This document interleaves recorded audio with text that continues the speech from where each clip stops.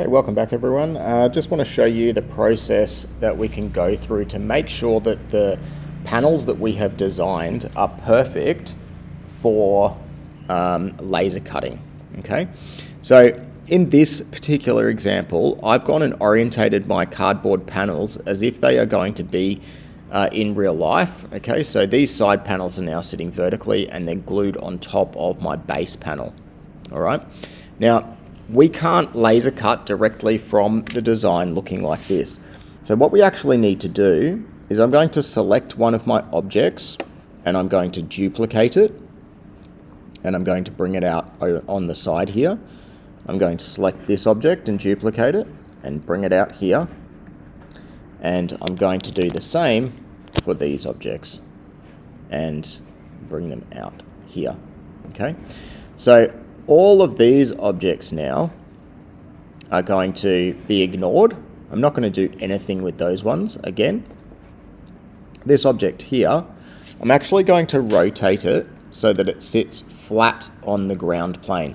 Now notice that we've got the degrees popping up here. It's really important that we get it right at 90 degrees. If you come into this zone, it will actually snap to these parts. Okay. So we want that one at 90 degrees. We want this one at 90 degrees. We want this one. Same thing. Doesn't necessarily matter which way you go. 90 degrees, okay?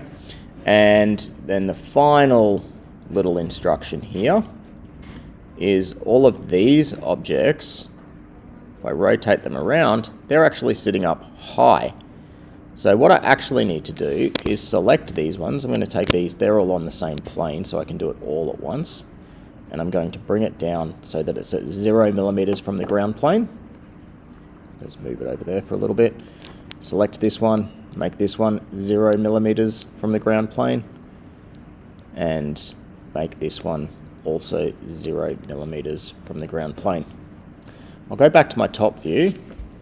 And I can just arrange them a little bit nicer. Okay. All right. Now these are all now perfectly positioned on the ground plane. You can't see that grid, but if I increase the grid size, you will be able to see it. Oops, come on. If I increase this grid size, you will be able to see it. And you can see that they are now sitting on that ground plane, which means the laser cutter will be able to pick them up when we export them. Okay, so that's that process.